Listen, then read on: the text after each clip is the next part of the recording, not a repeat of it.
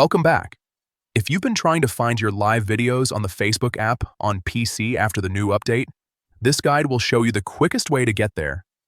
The steps are simple, and by the end, you'll know exactly where Facebook stores your live content. First, open the Facebook app on your PC and make sure you're logged into the correct account. Once you're on the main screen, look to the top right corner and click on your profile photo.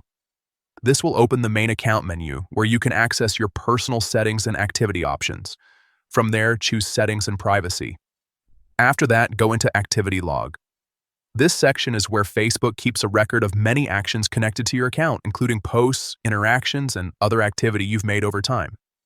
Inside Activity Log, look for the option called Your Facebook Activity. Click on it to continue. This is an important step because it narrows everything down and helps you find the exact type of content you're looking for. Now scroll or search until you see Lives Videos, click on Lives Videos, and then enter that section.